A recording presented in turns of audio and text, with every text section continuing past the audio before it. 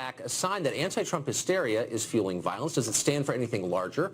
And is the national media downplaying its existence? We're joined now by nationally syndicated radio talk show host Richard Fowler. Richard, thanks for joining us. Good to be here, Tucker. So I was interested to see this morning that the New York Times This Week in Hate feature had no mention of this story. Why would that be? I don't know. I'm not an editor of the New York Times. I think that this story is... Why did the Washington Post bury it? Why did the Boston Globe bury it? I don't work at either of those sort of publications, but I will say this. I think this is a hate crime. I'm happy that the new attorney, the new Cook County prosecutor charged these people with this, and it's wrong. And I think what we need to now focus on, whether it's black or white or gay or straight, is making sure that we continue to have hate crime laws like this throughout the country that protect people like this individual that was brutalized by those four maniacs. Well, I don't believe in hate crimes laws because I don't think you should prosecute people based on their thoughts. But I do believe so you don't think this is a hate crime? I think hate was involved, as it often is in crimes. I'm not defending this crime. I'm merely saying it's a separate category.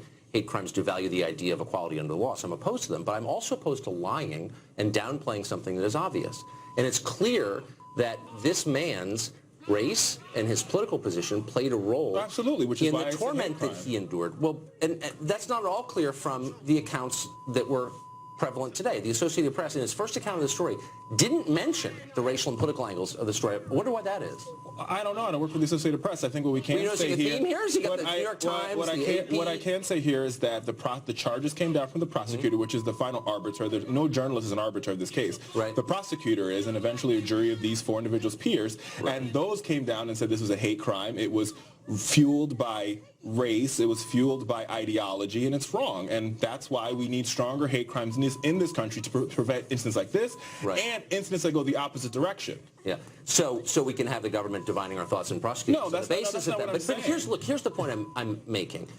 When a sensational crime like this occurs, the press is very quick, and people on television are very quick. Instantaneously, they draw massive conclusions. They extrapolate from it, and they say this is a national trend. When that lunatic shut up the black church in the South, Dylan Roof, we had a national conversation on white racism.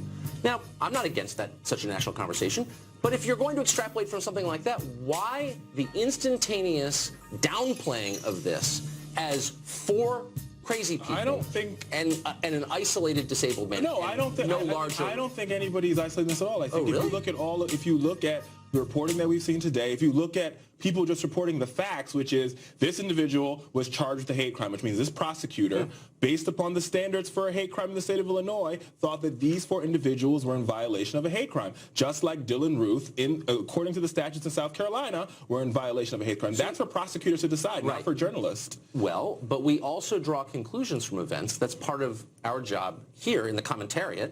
Simone Sanders, a Democratic strategist in CNN you might know, said this, quote, "This is not a hate crime. Hate crimes are because of a person's racial ethnicity, religion, gender, a disability. It isn't your political leanings because someone doesn't like your political leanings." I disagree with Simone. Okay.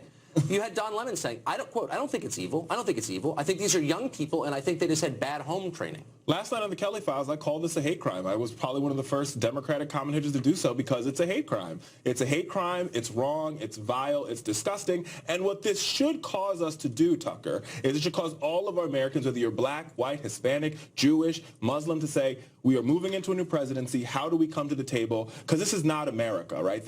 I would argue, this is not America as a Tulsa, Oklahoma shooting where that man was shot down by the police officer. How do we come together and have a conversation about making our country better? How do we have a conversation about looking beyond race, looking beyond gender, looking beyond realizing that we're all hardworking Americans? You know the truth, which is you walk into a certain neighborhood, you're the wrong color, and you're liable to get in trouble, okay? That is just true. I know it firsthand.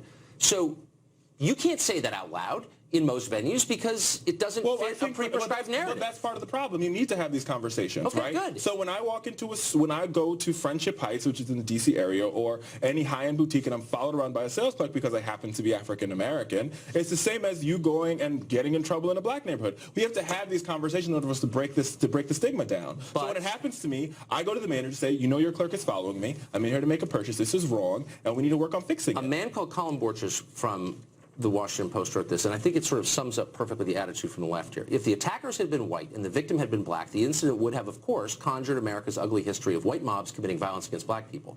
There's no parallel history of the reverse happening or anything remotely approaching the same scale. Now, that may be right on the merits, but it is an obvious attempt to downplay the significance of this because what's at stake, as you know, is victim status. And the idea that a Trump supporter might be a victim of a crime based on his political belief. Okay, but nobody wants to give up the prosecutor status here. The prosecutor is very clear in her Then why are all these liberals trying to say that this is just one isolated example when you've seen time and again? You cannot. Here's the problem. This is not. I would argue that a hate crime is a hate crime. It's not. It doesn't have a political tilt to it. Dylan Ruth. We don't blame Republicans for Dylan Ruth. No, and we shouldn't blame Democrats for these four. Are you joking? I never blamed Republicans for Dylan Ruth. Well, good for you. I'm glad to have one reasonable person on this show. And I think there's very people. Dylan Ruth is a rage maniac racist. Were you in this country when that happened?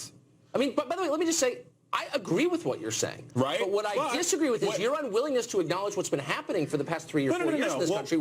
There's a mass shooting that fits a prescribed media narrative, and all of a sudden everyone I think, who supports Trump or is white is responsible. Let's be very clear. So after the Dylan Ruth case, there was a campaign to take down the Confederate flag from flying over South Carolina, which was the right thing to do. And the governor, Republican governor, they banned the Dukes of Hazzard from television, as if every Southerner or every person who liked to watch the Dukes of Hazzard was implicated in a crime. No.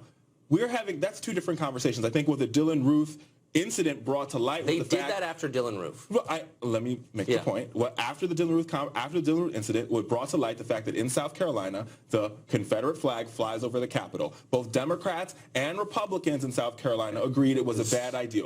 Waving the Confederate flag, which is the flag that stands for racism, bigotry, and hatred, is wrong. As if that had something to do. Look, it's demagoguery that tries to tie people who are not responsible for a specific crime to. In my mind, yes, they banned the Dukes of Hazzard from television. But we're having a conversation about four individuals who committed a hate crime and the Confederate flag. Just apply the same standard. I have to all crimes. I absolutely have. Okay. But you can't lump the whole party in with it. That's the argument I'm making. It's a hate crime. It's wrong. It's disgusting. It shouldn't happen. It should be a time to bring our country together. You're not being honest, Richard. I'm being absolutely honest. How are you going to tell me what standard I'm applying? We're out of time.